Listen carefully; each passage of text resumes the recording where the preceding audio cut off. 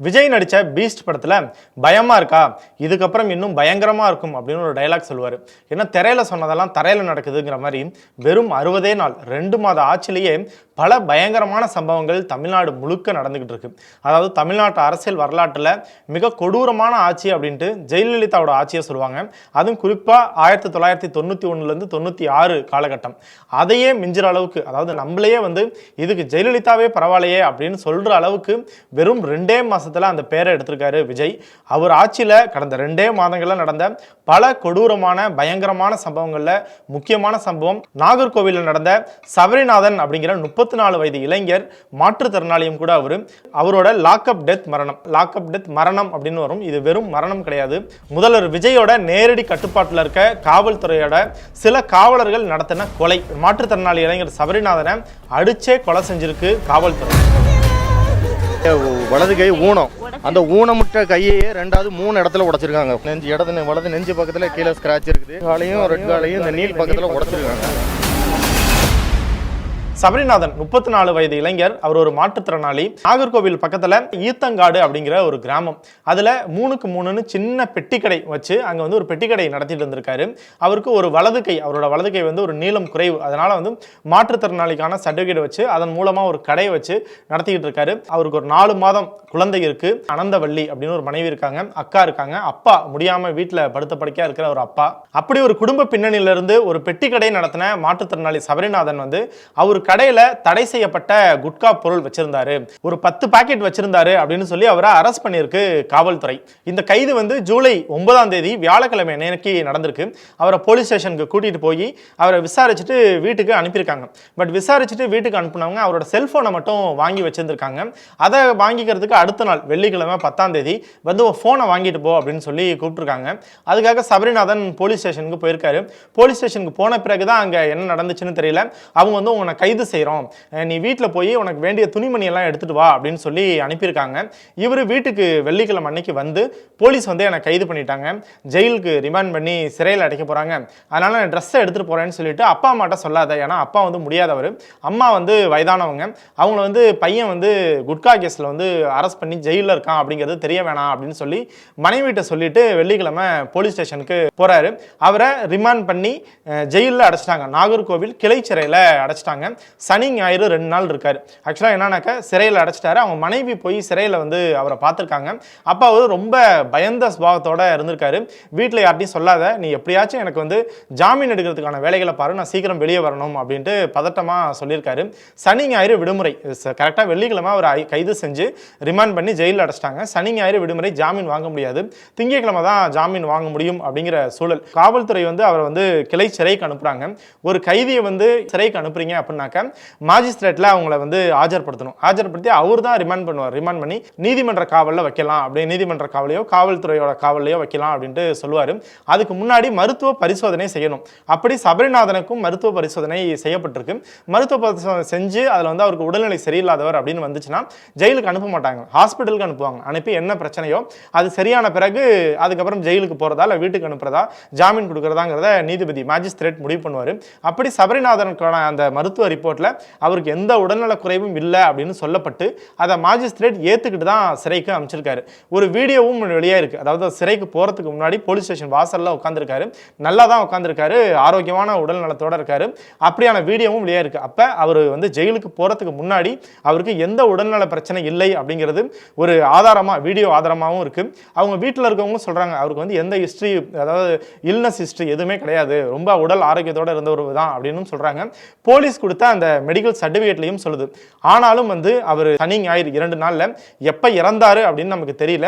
அவர் இறந்துட்டாரு அப்படிங்கிற ஒரு செய்தி வந்திருக்கு. 10-11 சனி ஞாயிறு 12ஆம் தேதி அவர் குடும்பத்துக்கு காவல்துறையினர் தகவல் சொல்லி உங்க கணவர் ஹாஸ்பிட்டல்ல இருக்காரு, ஆசாரிப்பள்ளம் மருத்துவமனையில் அவர் அட்மிட் பண்ணியிருக்கோம், உடனே வாங்க அப்படின்னு சொல்லியிருக்காங்க. இவங்க என்னமோ ஏதோன்னு போனதுக்கு காவல்துறை என்ன சொல்லியிருக்காங்க, ஹார்ட் அட்டாக், அவருக்கு திடீர்னு மயக்கம் போட்டு விழுந்துட்டாரு, ஹாஸ்பிட்டல்ல அட்மிட் பண்ணியிருக்கோம் அப்படின்னு சொல்லியிருக்காங்க. ஆசாரிப்பள்ளம் மருத்துவமனைக்கு குடும்பம் போய் போயிருக்காங்க.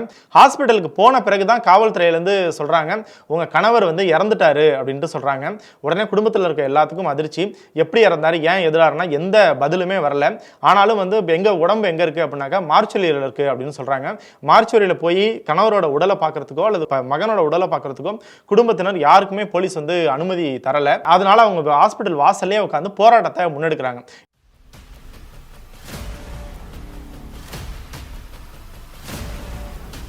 செத்துட்டாங்கன்னு சொல்றாங்க, பார்க்க விட மாட்டேங்கிறாங்க, இதுல பல சந்தேகங்கள் இருக்கு அப்படின்ட்டு போராட்டத்தை முன்னெடுக்கிறாங்க. உடனே இந்த விஷயங்கள்லாம் தெரிஞ்சு அந்த மாவட்ட எஸ்பி ஸ்டாலின் வந்து சம்பவ இடத்துக்கே வராரு. அவர் வந்து தான் அந்த குடும்பத்தோட பேச்சுவார்த்தை நடத்தி முதல்ல எங்களை வந்து பார்க்க அனுமதிங்க அப்படின்னு சொல்றாங்க. சரின்னு எஸ்பி வந்து அனுமதிக்கிறாரு. அவங்க மனைவி மார்ச்சுரியில் போய் சபரிநாதனோட உடலை பார்க்குறாங்க. பார்த்தோன்னே தான் அவங்களுக்கு அதிர்ச்சி. அவரோட உடல் வந்து அவங்க சொல்றாங்க வயிறெல்லாம் ஒப்பி இருந்துச்சு, உடல்ல வந்து நிறைய காயங்கள் இருந்துச்சு. அவர் வந்து பிரேஸ்லெட் போட்டிருப்பார். பிரேஸ்லெட் போட்ட இடமெல்லாம் வந்து ரொம்ப ரத்த கரையோட இருந்துச்சு. உடம்புல பல இடங்கள்ல காயம் இருந்துச்சு. இது வந்து அவங்க சொல்ற மாதிரி வெறும் ஹார்ட் அட்டாக்ல இறந்திருந்தா இப்படியான உடல் வந்து இப்படி இருக்காது அப்படின்னு சொல்லி திருப்பியும் வந்து போராட்டத்தை முன்னெடுக்கிறாங்க. பல கேள்விகள் கேட்குறாங்க.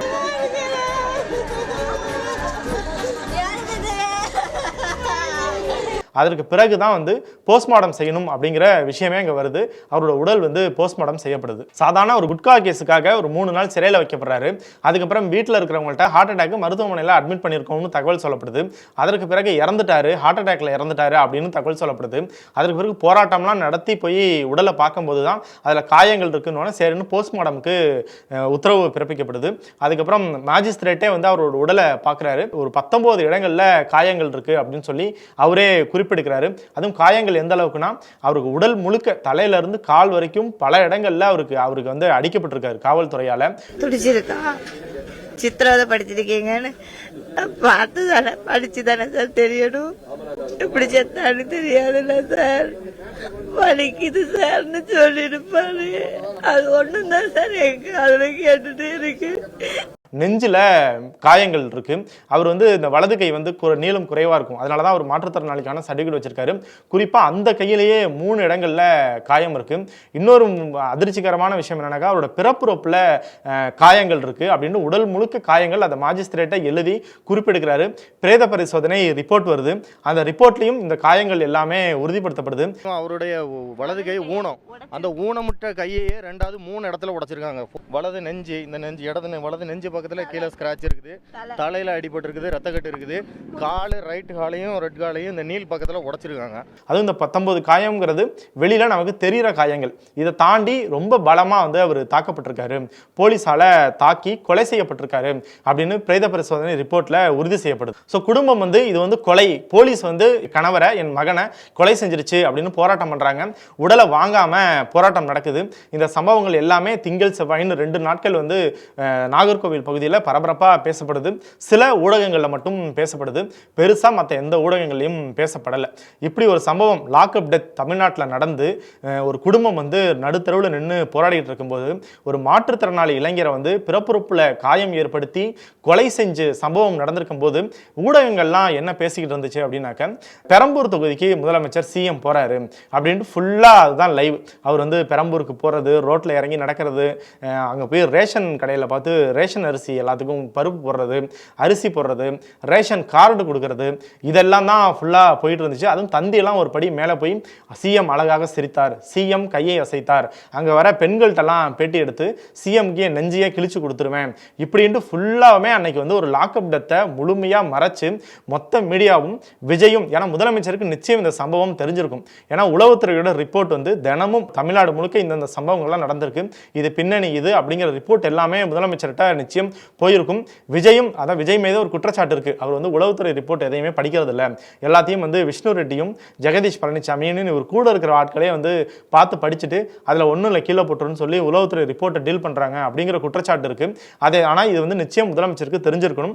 உளவுத்துறை ரிப்போர்ட்டை படிச்சிருந்தாலே இப்படி ஒரு சம்பவம் நடந்திருக்குன்னு தெரிஞ்சிருக்கணும். லாக்அப் டெத் அப்படிங்கிறது தமிழ்நாட்டில் மிக மோசமான ஒரு நடைமுறை. எங்கே நடந்திருந்தாலுமே போன ஆட்சியில் இது மாதிரியான லாக்அப் டெத் நடத்தும் போது வந்து வெளியவே வராத விஜய் கூட நேப்பியர் பிரிட்ஜ் பக்கத்தில் இருக்க இருக்க சாலையில வந்து போராட்டம்லாம் அறிவிச்சு நியாயம்லாம் கேட்டார். ஸோ அப்படியான சம்பவம் அவர் ஆட்சியில் நடந்திருக்கு. அப்படிங்கும் போது அதற்கு எந்த குற்ற உணர்வும் இல்லாம, எந்த பொறுப்பு உணர்வும் இல்லாம பெரம்பூர்ல போய் ரீல்ஸ் போட்டுக்கிட்டு இருந்தார். அன்னைக்கு ஃபுல்லா பல ரீல்ஸ்கள் தெரிச்சு, மீடியாக்களும் கண்டுக்கல, முதலமைச்சரும் கண்டுக்கல. ஒருத்தர் அங்க போலீஸால கொல்லப்பட்டு கிடந்தார். அதற்கு பிறகு அடுத்த நாள் தான் 1-2 மீடியாக்கள் அதை பத்தி பேச ஆரம்பிக்குது. எதிர்க்கட்சி தலைவர் வந்து ட்வீட் பண்றாரு, இப்படி ஒரு சம்பவம் நடந்திருக்கு, நீங்க வந்து இதுக்கு ஆக்ஷன் எடுக்கணும் அப்படின்ட்டு கடுமையா கண்டனங்களை தெரிவிக்கிறாரு. திமுகவோட வழக்கறிஞர் அணி துணை செயலாளர், முன்னாள் எம்எல்ஏ பரந்தாமன் அறிவாலயத்தில் ஒரு பிரஸ் மீட்டே வைக்கிறாரு. அதுக்கு பிறகுதான் இந்த பிரச்சனை இப்படி ஒன்று நடந்திருக்கு, டெத்து அப்படிங்கிறதே அரசோட கவனத்துக்கு எதிர்க்கட்சிகள் கேள்வி கேட்கறாங்க அப்படிங்கிற இடத்துக்கு போன பிறகு நடவடிக்கைகள் துரிதப்படுத்தப்பட்டு பிரேத பரிசோதனைலாம் வெளியில வந்து இது ஒரு லாக்அப் டெத்துங்கிற விஷயம் தமிழ்நாட்டுக்கே தெரியுது. முதலமைச்சர் விஜய் வந்து இந்த விஷயத்தை திசை திருப்பறதுக்கு, அதாவது மூடி மறைக்கிறதுக்கு இவர் ஒரு பக்கம் பெரம்பூர்ல போய் ரீல்ஸ் போட்டாருனாக்க, உள்ளூர் காவல்துறை, நாகர்கோவில் காவல்துறையுமே அந்த வேலையை பார்த்திருக்காங்க.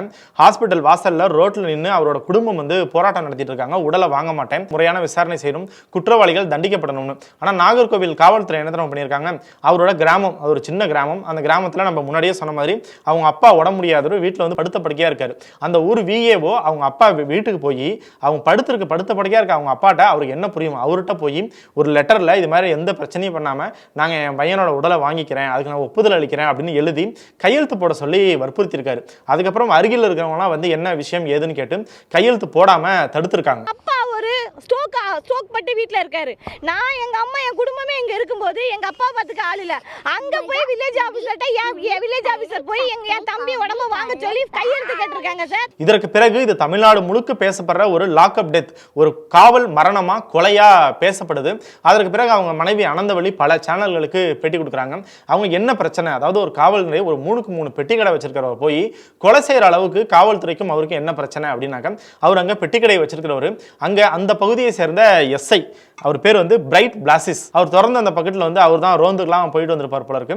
அந்த சபரிநாதனுக்கும் அவர் பழக்கமானவர், பெட்டி கடைக்கும் அடிக்கடி வந்துட்டு போயிருந்திருக்காரு. இவர் வந்து அதாவது தமிழ்நாடு முழுக்கவே வந்து எல்லா கடைகள்லையுமே வந்து குட்கா, பேன் மசாலா, புகையிலை அப்படின்னு எல்லாமே விற்கிது. தடை செய்யப்பட்ட பொருட்களவே வந்து இன்னமும் வித்துக்கிட்டு தான் இருக்கு, அது எங்கேயுமே குறையல. அப்படி இவரும் அவர் கடையில் வித்திருக்காரு. அதுக்கான மாமூலை வந்து தொடர்ந்து அந்த எஸ்ஐ பிரைட் பிளாசிஸ் வந்து வாங்கிட்டே இருந்திருக்கிறாரு. அதுக்கப்புறம் அவங்க மனைவி சொல்றாங்க, அவர் முன்னாடி வித்துக்கிட்டு இருந்தாரு, அப்போ வந்து மாமூல் கொடுத்துக்கிட்டு இருந்தாரு, இப்போ வந்து அவர் விற்கிறதெல்லாம் கிடையாது. ஆனாலும் அந்த எஸ்ஐ வந்து 10 பாக்கெட் வந்து கோல்டு ஃபில்டர் எங்க கணவர்கிட்ட கேட்டாரு, ஒரு 1000 ரூபாய் பணமும் 10 பாக்கெட் கோல்டு ஃபில்டரும் கேட்டாரு. என் கணவர் வந்து கொடுக்க முடியாது அப்படின்னோடனே இவர் வந்து முறைச்சிக்கிட்டு உன் மேல வந்து நீ போதைப் பொருள் வித்தன்னு சொல்லி உன் மேல கேஸை போட்டு உள்ள தள்ளுறேன் பாருன்னு சொல்லி மிரட்டிட்டு போனாரு. அடுத்த நாள் அதே மாதிரி போலீஸ் ஸ்டேஷன் கூப்பிட்டு அவர் மேல அந்த கேஸையும் போட்டு உள்ளேயும் தள்ளி இன்னைக்கு கொலை செஞ்சுட்டாங்க அப்படிங்கிற தகவலை சொல்றாங்க. தெற்கு தாமரகுளம் போலீஸ் வந்து கடையில வச்சு விற்காத, வெளியில வச்சு வியி அப்படின்னு சொன்னாங்க. லஞ்சமும் கேட்டானுங்க, எங்களை விற்கவும் சொல்லுதானுங்க, லஞ்சமும் வாங்கிக்கிட்டுதானுங்க, கேஸ் மேல கேஸும் போடுதானுங்க, ஆளையும் கொண்டாச்சு. அவங்க மனைவி கூடுதலா என்ன சொல்றாங்கன்னாக்க, இவர் வந்து ஜெயிலையும் வந்து தாக்கப்பட்டது அப்படிங்கிறதையும் தாண்டி தென் தாமரைக்குளம் போலீஸ் ஸ்டேஷன் அங்கதான் அவர் மேல வழக்கு பதியப்பட்டு விசாரணை செஞ்சு ஜெயிலுக்கு அமைச்சிருக்காங்க. அந்த காவல் நிலையத்திலையும் அவர் வந்து தாக்கப்பட்டிருந்தாரு. நான் போலீஸ் ஸ்டேஷனுக்கு அவரை பார்க்க போகும்போது அவர் தலையெல்லாம் தரையில வச்சுக்கிட்டு கீழே ஒரு மாதிரி பொசிஷன்ல படுத்திருந்தாரு. எனக்கு பார்க்கவே பாவமா இருந்துச்சு. அந்த போலீஸ் விசாரணைங்கிற பேர்ல வந்து அவரை அடிச்சிருக்காங்க. 2 நாளா அவர் ஜெயிலுக்கு போனவர் அங்கேயும் சாப்பிடவே இல்லை அப்படின்னு பல தகவல்களை சொல்லி இது எல்லாத்தையும் விசாரிக்கணும் அப்படின்னு கோரிக்கை வச்சிருக்காங்க. இந்த லாவெண்டர் கலர் டிஷர்ட் போட்டவன் பேரு ஜெகன், அவர் வந்து என்கிட்ட சிரிச்சுட்டே சொல்லாரு, உன் புருஷன் செத்துட்டான், போய் மார்ச்சுரியில போய் பாரு அப்படின்னு சொல்லிட்டு சிரிச்சுட்டே சொல்லாரு. அது உண்மையோ பொய்யோ போலீஸ் விசாரணையில தான் உறுதி செய்யப்படணும். நீதிமன்றத்தில் வழக்கு போய் அங்கதான் உறுதி செய்யப்படணும். 10 பாக்கெட் கோல்டு ஃபில்டர் கேட்டாரா, 1000 ரூபாய் பணம் கேட்டாரா அப்படிங்கிறது. ஒருவேளை அவர் வச்சிருந்தாலுமே வந்து அவர்கிட்ட கைப்பற்றப்பட்டது அப்படிங்கிறது ஒரு 10 பாக்கெட்ல இருக்க ஒரு பான் மசாலாவோ குட்காவோ ஏதோ ஒன்று தான். அதை வித்த ஒருத்தரை ஒரு காவல்துறை இவ்வளவு கொடூரமா வந்து தாக்கி கொலையே செய்கிற அளவுக்கு பண்ணியிருக்கு. ஆனால் அந்த துறையை கையில் வச்சிருக்க விஜய் என்ன பண்ணுறாருனாக்க, குட்கா வழக்கில் கைதாகி இப்போ விசாரணையில் இருக்கிற விஜயபாஸ்கர், அவர் பேரே குட்கா பாஸ்கர் தான், கிட்டத்தட்ட 45 கோடி ரூபா லஞ்சம் மட்டும் வாங்கியிருக்காரு அப்படின்னு அவர் மேலே குற்றச்சாட்டு இருக்கு. அவரை தன் கட்சியில் சேர்த்துக்கிட்டு கூட நின்று ஃபோட்டோ எடுக்கிறது, பொக்கே பரிமாறுறது அப்படியான வேலைகளை பண்ணியிருக்காரு. ஈரோட்டில் அருண்னு சொல்லி ஒரு தாவேக்கா நிர்வாகி, அவர் வந்து கிட்டத்தட்ட அவர்கிட்ட வந்து 140 கிலோ கஞ்சா வந்து பறிமுதல் செய்யப்பட்டிருக்கு. கஞ்சா குட்கா எல்லாமே. அவர் மேல ஏற்கனவே 3 ஆண்டுகளுக்கு முன்னாடி திமுக ஆட்சியில் இருக்கும்போதே அவர் கைது செய்யப்பட்டு அவர் மேல குண்டர் சட்டம்லாம் பாஞ்சிருக்கு. அப்புறம் ஜாமீன்ல வெளியே இருந்திருக்காரு.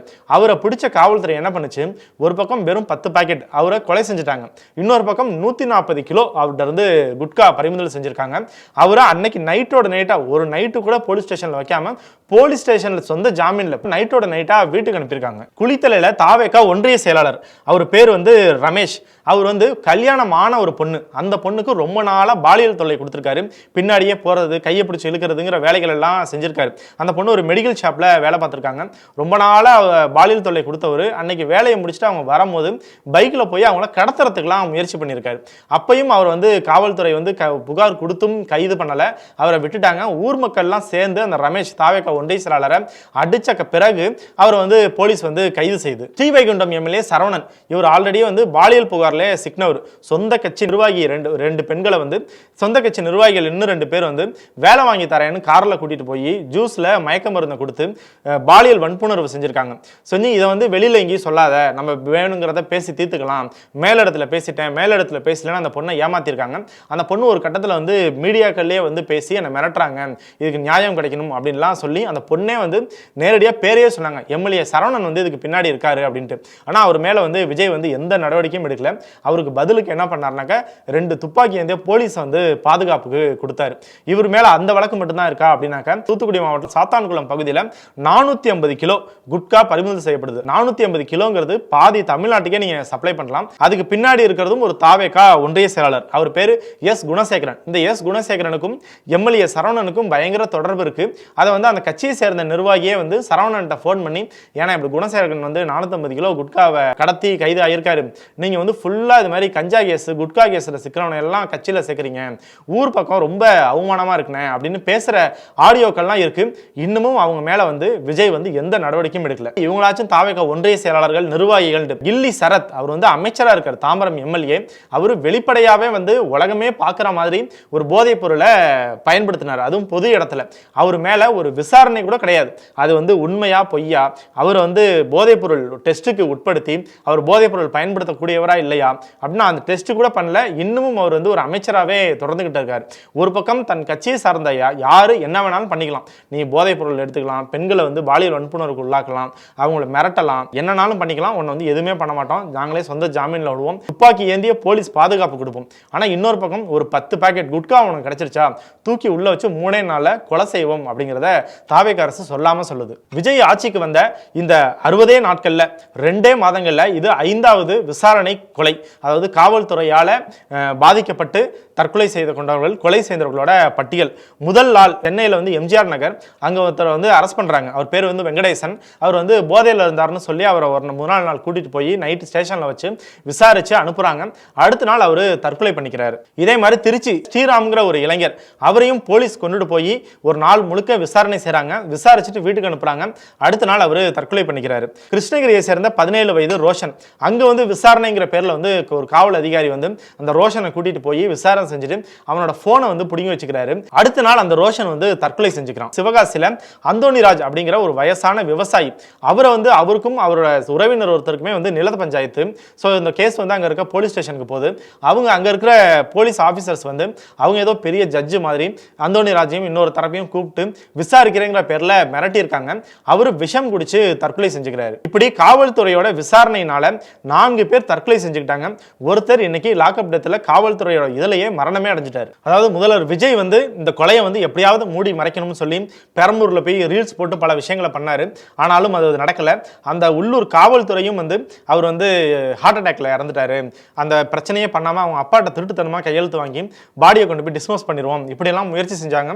அதையும் தாண்டி இன்னைக்கு இந்த பிரச்சனை ஊடகங்கள்ல பேசப்பட்டு எதிர்க்கட்சிகள் குரல் கொடுத்து அது கொலை அப்படின்னு உறுதி செய்யப்பட்டிருக்கு. இன்னைக்கு 3 பேரை மட்டும் காவல்துறை கைது செஞ்சிருக்கு. அந்த நாகர்கோவில் கிளைச்சிறையை சேர்ந்த ஜெகன், சிவகுமார், திருமலை நம்பி அப்படின்னு 3 பேரை கைது செஞ்சிருக்காங்க. இவ்வளவு கொடூரமா தாக்கி சாவர அளவுக்கு அடிச்சிருக்காங்கனாக்கா வெறும் 3 பேர் மட்டும் செஞ்சிருக்க வாய்ப்பு இல்லை, அதுல இன்னும் சில பேர் சம்பந்தப்பட்டிருப்பாங்க அப்படின்னு சொன்னதுக்கு பிறகு 8 கைதிகள், அங்கே இருந்த கைதிகள் 8 பேரை மேல சந்தேகம் ஏற்பட்டு அவங்க மேலேயும் வழக்கு செய்யப்பட்டிருக்கு. அப்ப 8+3 சொல்லி 11 பேர் அவரை தாக்கியிருக்காங்க. அவர் 2 நாளா சிறையில சாப்பிடாம இருந்திருக்காரு. அங்க உள்ளூர் இருக்கிற நிருபர்கள் சொல்ற தகவல் என்னன்னாக்கா, சிறைச்சாலைகள்ல ரோல் கால் நடக்கும். அதாவது போலீஸ் ஸ்டேஷன் ஸ்டேஷன்ல காவலர்களுக்கு நடக்கிற மாதிரி சிறைச்சாலையில் எல்லா கைதிகளுக்கும் ரோல் கால் நடக்கும். எல்லா கைதிகளும் இருக்காங்க அப்படிங்கிற அட்டண்டன்ஸ் மாதிரி அதை உறுதிப்படுத்திப்பாங்க. அப்படி சனி ஞாயிறு 2 நாளும் நடந்த ரோல் காலில் இவர் கலந்துக்கவே இல்லை. அதை வந்து அங்கே இருக்க அதிகாரிகள் யாரும் கண்டுக்கல அப்படின்னு சொல்லப்படுது. இவர் வந்து 2 கைதிகள், அதாவது 8 கைதிகள் சம்மந்தப்பட்டிருக்காங்களே, அவங்களே வந்து அவர் கை காலை வந்து பிடிச்சிக்க சொல்லி அடிக்கிறது, கையையும் காலையும் கட்டி போட்டு அடிக்கிறது. ஏன்னா கால் வந்து கட்டப்பட்ட தழும்பெல்லாம் கண்டுபிடிக்கப்பட்டிருக்கு.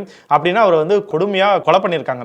இன்னொன்று போஸ்ட்மார்டம் ரிப்போர்ட்டும் வந்துருச்சு. ஆனால் போஸ்ட்மார்டம் ரிப்போர்ட் வந்து தெளிவாக இல்லை அப்படின்னு அவங்க குடும்பத்தை சேர்ந்தவங்க சொல்கிறாங்க. அந்த குடும்பத்தை சேர்ந்தவங்களும் சொல்கிறாங்க, அந்த பகுதியை சேர்ந்த கம்யூனிஸ்ட் கட்சி எம்எல்ஏவும் சொல்கிறாரு. ஏன்னா அந்த ரிப்போர்ட்டில் 19 இடங்களில் காயம்னு மட்டும்தான் இருக்குது. எப்படி இறந்தாரு, எதனால இறந்தாரு, எந்த நேரம் இறந்தாரு, எனக்கா இவர் வந்து வெள்ளிக்கிழமை நைட்டு சனியே வந்து சிறைச்சாலைக்கு போயிட்டாரு, 2 நாள் சிறையில் இருந்திருக்காருன்னா எப்போ இறந்தாரு, இறந்த பிறகு சிறையிலேயே இறந்தாரா இல்லை இறந்த பிறகு கூட்டிட்டு வந்தாங்களா, மருத்துவமனைக்கு வந்து இறந்தாரா அப்படிங்கிற டீட்டெயில் இல்லை. அந்த டீட்டெயில் எங்களுக்கு தெரியணும் அப்படின்னு சொல்றாங்க. இன்னொன்று சிறைச்சாலையில் சிசிடிவி கேமராக்கள் இருக்கும், அந்த காட்சிகள் எல்லாம் ஆய்வு செய்யப்படணும் அப்படின்னு சொல்றாங்க. சிறைச்சாலையிலேயே வந்து ஒரு கிளினிக் இருக்கும், அங்கே மருத்துவர் இருந்தாரா, இவருக்கு ஏதாச்சும் உடல் உபாதை ஏற்பட்டு அந்த மருத்துவர் வந்து அவரை பரிசோதிச்சாரா, அவரோட நிலைமை என்ன அப்படிங்கிற எந்த டீட்டெயிலுமே போலீஸ் இன்னும் வெளியில கொடுக்கல. அதையும் வெளியில கொடுக்கணும் அப்படின்ட்டு கண்டன குரல்கள் எழுவுது. ஒரு கொலை, அதை வந்து முதல் கட்டத்திலிருந்து கடைசி கட்டம் வரைக்கும், இந்த நிமிடம் வரைக்கும் அதை எப்படியாச்சும் மறைக்கணும் அப்படின்ட்டு அரசும் காவல்துறையும் முயற்சி செஞ்சுட்டு இருக்கேன். அதை வந்து மக்கள்கிட்ட கொண்டு போய் நியாயமா சேர்க்க வேண்டிய ஊடகங்களும் வந்து ஆரம்பத்துல இருந்தே இந்த செய்தியை வந்து மக்கள்கிட்ட கொண்டு போய் சேர்க்கிறத தவறிட்டாங்க. அதாவது இன்னைக்கெல்லாம் வந்து புதிய தலைமுறையில் வந்து அங்கே மக்கள் போராடிட்டு இருக்காங்க. புதிய தலைமுறையில் அந்த செய்தியை வந்து எப்படி கேரி பண்றாங்கன்னாக்க, தமிழ்நாட்டில் கடந்த 5 ஆண்டுகளில் நடந்த காவல்துறை மரணங்கள் அப்படின்னு பழசை எடுத்து போட்டுக்கிட்டு இருக்காங்க. 5 ஆண்டுகளில் 39 காவல் மரணங்கள் நிகழ்ந்திருக்கின்றன. காவல்துறையினர் அத்துமீறல்களுக்கு முடிவு எப்போது? அதாவது கடந்த 5 ஆண்டுகளில் நடந்ததுன்னு போட்டது மட்டும் இல்லாம தென்னிந்தியாவில் காவல்துறை மரணங்கள், இதுக்கெல்லாம் காரணம் என்ன, இதையெல்லாம் எப்படி தடுப்பது, அதாவது அவங்களுக்கு வாயே வரமாட்டேங்குது. தமிழ்நாடு அரசு விஜய் பதில் சொல்வாரா மாட்டாரா, வாயை திறப்பாரா மாட்டாரா, இதுக்கு சம்பந்தப்பட்ட காவலர்கள் யார், அவங்க அரெஸ்ட் பண்ணப்படுவாங்களா மாட்டாங்களா, பின்னணியில் யார் இருக்கா, ஏன்னா ஒரு 3 எஸ்ஐ, அவங்க பக்கத்தில் ஒரு 3 போலீஸ், இந்த பக்கம் ஜெயிலரில் ஒரு வார்டன், அந்த ஜெயிலர், இவங்க மட்டும் தான் சம்மந்தப்பட்டிருக்காங்களா, இல்லை மேல இருந்து யாராச்சும் இவங்களை வந்து இயக்குனாங்களா அப்படிங்கிற எந்த குரலையுமே எழுப்பாம சம்பந்தம் இல்லாத ஒரு செய்தியை புதிய தலைமுறை போட்டுட்டு இருக்கு. அப்புறம் ஹென்றி டிஃபைன்னு ஒருத்தர், அவர் வந்து ரொம்ப மதிக்கக்கூடிய ஒரு ஆள், மனித உரிமைகள் செயல்பாட்டாளர். அவர் வந்து தாவேக அரசை வந்து நீங்க இப்படி பண்ணியிருந்திருக்கலாம் அப்படி பண்ணியிருக்கலாம்னு வருடி விடுறாரு. இப்போ 2026 ஜூலையில் ஒரு காவல்துறை மரணம் நாகர்கோவில் நடந்துருச்சு. அதை பற்றி பேசாம திமுக ஆட்சியில் நடந்த காவல்துறை மரணங்கள் அப்படின்னு பேசுறாரு. இது வந்து ஒரு விரைவான நடவடிக்கைங்கிறாரு. எஃப்ஐஆர் போட்டாங்க, போஸ்ட்மார்டம் ரிப்போர்ட்லாம் வந்துருச்சுங்கிறார். போஸ்ட்மார்டம் ரிப்போர்ட்லேயே தகவல் முழுமையா இல்லை அப்படின்னா அவங்க குடும்பத்தை சேர்ந்தவங்களே சொல்றாங்க.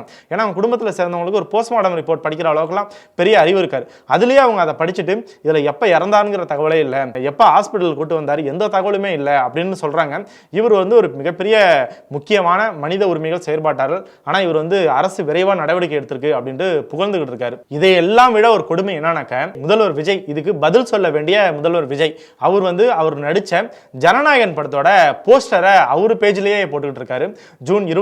ஜூலை 23 அன்னைக்கு ஜனநாயகன் படம் வந்து ரிலீஸ் ஆக போகிறான். ஸோ அவர் வந்து கொஞ்சம் கூட ஈவு இரக்கம் இல்லாமல், ஒரு மனிதநேயம் இல்லாமல் தன் படத்தோட சினிமா பட போஸ்டரை வெளியிட்டு அங்கிட்டு வந்து குஜால் பண்ணிட்டு இருக்காங்க. இந்த பக்கம் ஒரு பிணம் வந்து இன்னும் அவங்க குடும்பத்தால் வாங்காம போராட்டத்தில் ஹாஸ்பிட்டல் மார்ச்சுவரியில் இருக்கு. முதலமைச்சர் விஜய் கடைசியாக வந்து பதில் சொல்ல வேண்டியது அவர் தான், அவரோட டிபார்ட்மெண்ட். வாயே திறக்க மாட்டேங்கிறாரு. இவர் வந்து ஒருவேளை அவருக்கு வாயில கீழே புண்ணா இல்லை அவருக்கு வாய் வராதா அப்படின்னாக்கா அதெல்லாம் வாய் நல்லா வரும். ஏன்னாக்கா இதுக்கு முன்னாடி திமுக ஆட்சியில் நம்ம முன்னாடியே சொன்ன மாதிரி மானாமதுரை அஜித்குமார் இறந்த போது வெளியவே வராதவர் வீட்டை விட்டு வெளியில வந்து வெயிலில் நின்று 4.5 நிமிஷம் வந்து அப்ப இருந்த ஆளும் திமுக அரசை வந்து எதிர்த்து கேள்விகள்லாம் கேட்டார். ஒரு கொலை நடந்திருக்கு, காவல்துறை வந்து அடித்து கொண்டிருக்காங்க, நீங்க எதுக்கு சார், உங்க ஆட்சி எதுக்கு சார், நீங்க இருக்கிற சிஎம் பதவி எதுக்கு சார் அப்படின்லாம் கேள்வி கேட்டாரு. இப்ப அந்த கேள்வியெல்லாம் அவர்கிட்டையும் தான் நம்ம கேட்க வேண்டியது இருக்கு. உங்க ஆட்சி எதுக்குங்க சார், நீங்க உட்கார்ந்து இருக்கிற அந்த சிஎம் பதவி எதுக்குங்க சார்? அவராச்சும் முன்னால இருந்த சிஎம் ஆச்சும் வந்து அந்த குடும்பத்துக்கு ஃபோன் பண்ணி பேசி சாரி கேட்டார். அதை பொதுவெளியிலேயே வந்து எல்லாருக்கும் தெரிகிற மாதிரி வந்து மன்னிச்சுக்கோங்க, நடக்கக்கூடாது நடந்துருச்சுன்னு சொல்லி அவங்களுக்கு அரசு வேலை கொடுத்தாங்க. சிபிஐக்கு அந்த விசாரணையை, அதாவது காவல்துறை மரணங்கும் போது காவல்துறையை விசாரிக்கிறது சரியா இருக்காதுன்னு சொல்லி இன்னொரு விசாரணை அமைப்பான சிபிஐட்ட கொடுக்கணும்னு சொல்லி எல்லா நடவடிக்கையும் எடுக்கப்பட்டுச்சு. இங்க வந்து ஒருத்தர் வாயவே திறக்க மாட்டேங்கிறாரு. இப்ப இந்த நொடி வரைக்கும் அதை எப்படி பவுடரா பூசி மொழுகுறாங்கிற வேலையை தான் பார்த்துக்கிட்டு இருக்காரு. 5 ஆண்டுகளில் 24 காவல் மரணங்கள் நிகழ்ந்துச்சு அப்படிங்கிறாரு. அது 24ங்கிற நம்பர் சரியா தவறா அப்படிங்கிறதுக்கு முன்னாடி அவர் சொல்றபடியே 5 ஆண்டுகளில் 24னா இவர் வந்த 2 மாசத்துல 5. அப்ப 5 ஆண்டுகள் முடியும் போது காவல்துறை எந்த லட்சணத்துல இருக்கும், மக்களுக்கு ஏதாவது பாதுகாப்பு இருக்குமா அப்படிங்கிற கேள்வி எழுது. இப்படி இருக்கிற இந்த இன்எபிலிட்டி கவர்மெண்ட் இந்த ஆட்சியை விட்டு போறதுக்குள்ள நீங்க செஞ்ச எல்லா தப்புக்கும் பரிகாரமா சட்டம் ஒழுங்க சரி செஞ்சே ஆகணும்.